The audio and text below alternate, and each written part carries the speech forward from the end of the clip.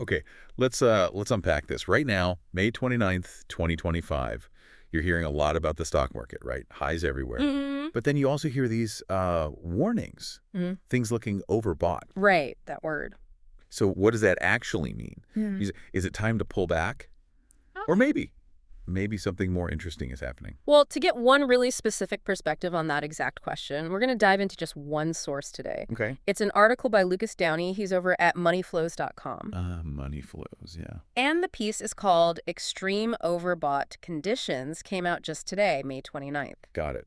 So our mission for this deep dive then is really to dissect his analysis. Mm-hmm. I want to figure out what he means by extreme overbought conditions, based on his data, and then sort of grapple with his conclusion, which honestly sounds pretty surprising. It is a bit counterintuitive. So, okay, let's set the scene first. According to him, what's the market actually like right now? Well, he paints a pretty vivid picture.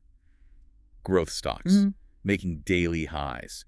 He actually calls it one of the greatest risk-on environments he's seen unfolding. Wow. Okay. Risk on. But then the headline he throws out right away is, prepare for extreme overbought conditions.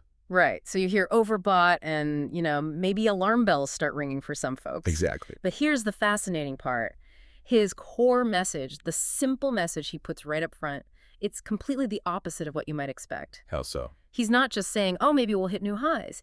He's saying his evidence points to a sustained rally ahead. Wait, hang on. Extreme overbought could actually mean a sustained rally. According to his framework, yeah. That just feels, well, backward compared to how most people think about it. Right. How does he square that? He connects it by looking back, just 1 month ago, back in April. Okay. He reminds us that back then he was actually forecasting forced buying. Yeah. He said it would follow what he saw as extreme capitulation. Ah, right. April felt pretty grim. I remember that feeling.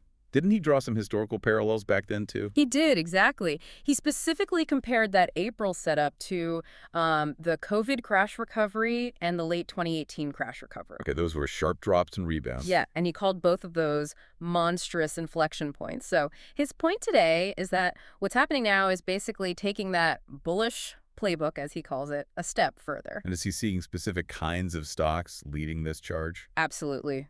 He points to companies involved in transformative technologies, things like AI, robotics, that kind of stuff. Makes sense. And he really emphasizes that his money flows data tracking, where the big money is going, has been critical for spotting these leaders as the market turned around. Okay, so recap. Strong market, tech leading, money flows are the key indicator. And we're heading into overbought territory, which he thinks might signal more upside. Pretty much, yeah. That's the setup. All right, so let's get into his definition of overbought. What does that actually mean in his system? So he grounds it all in a really basic concept, supply and demand. He actually calls it the #1 power law of investing. Okay. Simple idea. Demand swamps supply, prices explode, markets go up. But he adds a wrinkle for today. Which is? Automated trading. He says it's just accelerating how quickly this happens. Right, speeding everything up. And his specific tool for measuring the demand side. That's his own thing, the big money index, or BMI. He says it tracks real-time demand for thousands of equities. Got it. BMI and the overbought zone, the red zone, as he calls it. That kicks in when the BMI hits 80%. 80% or higher. Okay. And he shows a chart in the article basically saying the market is either right there, knocking on the door of 80%, or already in that red zone. Okay, so the market's hitting 80 on his BMI, the red zone. Now, normally, wouldn't most investors see that and think, okay, time to lock in some gains, maybe sell a bit, things look stretched? That's the standard interpretation, absolutely. But this is where his argument gets really interesting. He's arguing against doing that, at least right now. Why? What's different this time, according to him? It all comes back to April, because we had what he terms extreme capitulation just a month or so ago. He believes there's a high likelihood the market won't just tag that red zone and immediately reverse. Instead, he thinks it could hang in the red zone for a prolonged period. Hang out while overbought for a while. That's kind of unstable. How does the April crash cause that? He explains it using his big money phases chart. He points out that the market low we hit, 6 weeks back, that was phase 4 in his system. Phase 4 meaning? Think of phase 4 as rock bottom, the rare extreme capitulation zone. Sellers are just exhausted, fear is peaking, everyone who's going to sell has maybe already sold. Okay, maximum pessimism. Exactly. And he says the pattern he's seen repeatedly is that these moments, these brief windows of opportunity in phase 4, they often kick off extreme risk-on positioning, which in his system, that's phase 1. Aggressive buying starting right after the bottom, money just flooding back in. So let me see if I get this. The sheer violence of that previous crash, that phase 4 capitulation, it kind of winds the spring so tight Like the coiled spring. that the rebound is so strong and sustained, it just blows right through the typical overbought warning sign and stays there. That is precisely his argument. And he stresses this isn't some random guess. He says it's a repeatable pattern he's observed time and time again. Okay, a repeatable pattern.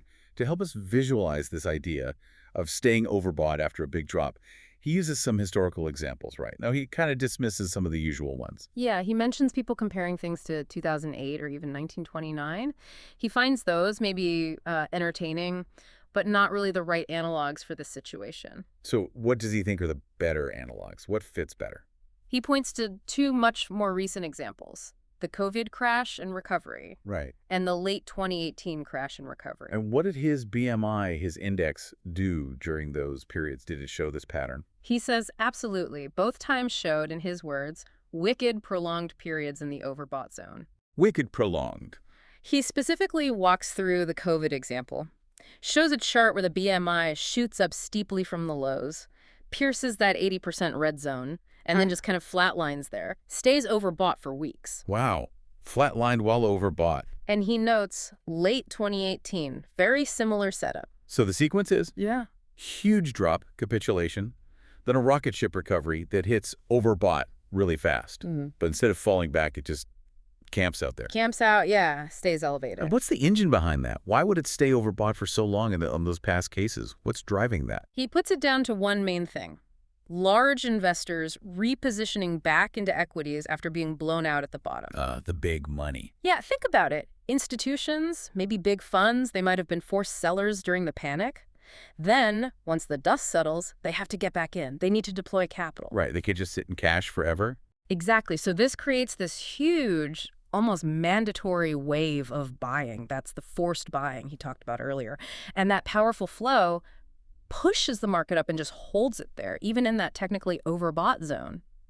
He mentions he detailed the outflows and inflows back then in other posts. It took us right back to today. Yeah. We had what he called violent capitulation in April. And now? And now, he argues, we're seeing the very beginnings of that exact same pattern playing out again. So the April drop ignites the forced buying. Right. The violent capitulation ignites the forced buying, and his data, he says, shows the beginnings of which we are seeing now.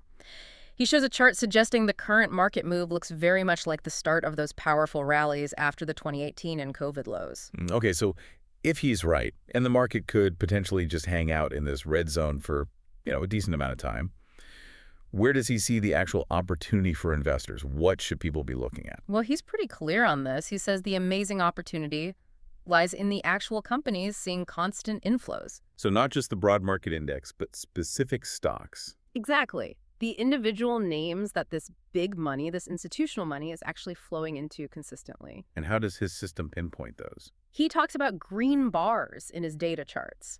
A green bar basically signifies a stock that's experiencing significant institutional buying pressure. Stocks loved by institutions, as he puts it. Right. And what kind of companies tend to get these green bars? What are their characteristics generally? He describes them typically as having world-changing technologies. They usually show healthy earnings growth, and they're aligned with powerful themes. Which sounds exactly like the AI and robotics companies he mentioned earlier. Precisely. It all ties back together. Those are the kinds of stocks likely showing up with those green bars right now. Okay. And wrapping this all up, what's his final piece of advice? His call to action based on this whole analysis?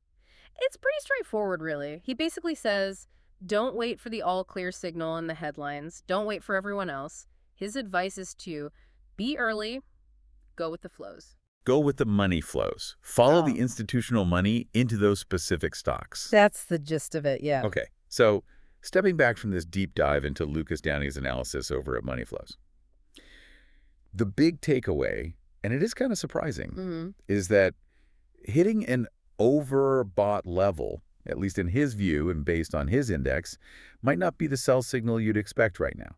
Not in this specific context, no. Because of that extreme crash we just had in April, and looking at similar patterns after the 2018 and COVID crashes, his argument is that the market could actually sustain a rally for a while. Driven by that forced buying from institutions getting back in. Right. And the real opportunity isn't necessarily the whole market, but those specific leading companies that are soaking up those inflows. The ones his data flags as having strong institutional support. It's definitely a specific viewpoint. Yeah. And it really challenges that knee-jerk reaction to overbought, meaning sell immediately. It really underscores looking at the context, doesn't it? The history, the underlying flows, not just a single number on an indicator. Absolutely. And it leaves you with a final thought to chew on. Oh. Well, the source talks about these repeatable patterns from history, right? Like 2018, COVID. But he also mentions that automated trading is making everything happen faster today. Accelerating the process. So does that combination, these faster repeatable patterns, does it mean market moves are actually becoming more predictable? Or could the sheer speed and, the nature of all this automated flow, could that introduce new kinds of wrinkles, new complexities that actually make those historical comparisons less reliable down the road? That's a really interesting question. Are the patterns speeding up predictably, or is the speed itself changing the game in unpredictable ways? Something to definitely keep in mind as you watch how things unfold from here.